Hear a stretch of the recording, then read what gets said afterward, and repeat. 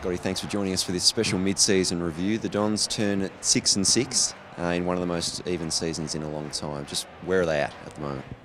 Well, they're a 6-6 team, aren't they? I mean, what does that mean?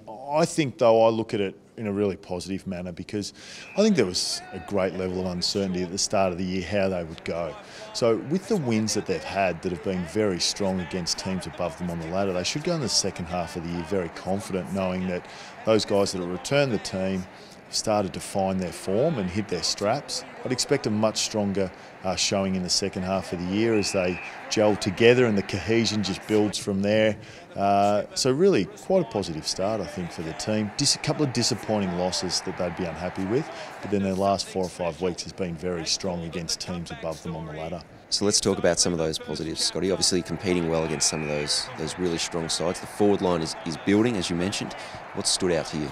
Certainly the forward line. Their efficiency has been exceptional. You look at the goals. Joey Fantasia, Hooksy, Tipper, kicking well above a goal a game. Applying really good defensive pressure.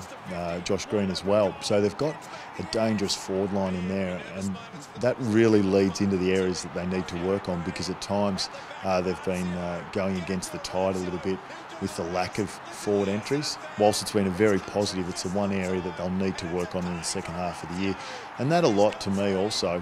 I think the backs have worked pretty well in terms of covering when they've conceded a lot of entries. I think it's an area that the midfield, certainly around the clearances and stoppages, can keep working on their work. Their defensive, their transition running are all areas that they continue to work on as a unit to help them defend better, but also prevent the entries, and particularly look to get more entries for the forwards, because we know if they get it in, they score as much as any other team.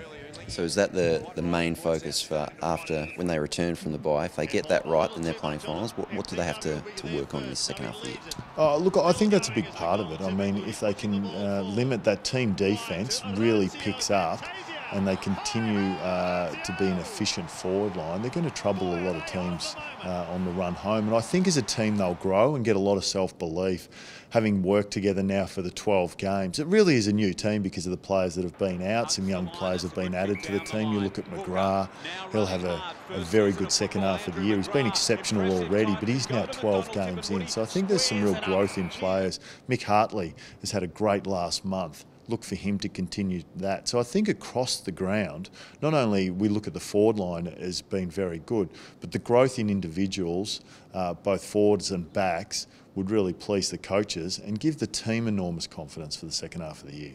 And we'll talk more about those individuals very shortly. Scotty, thanks a lot for your insights, mate. Cheers.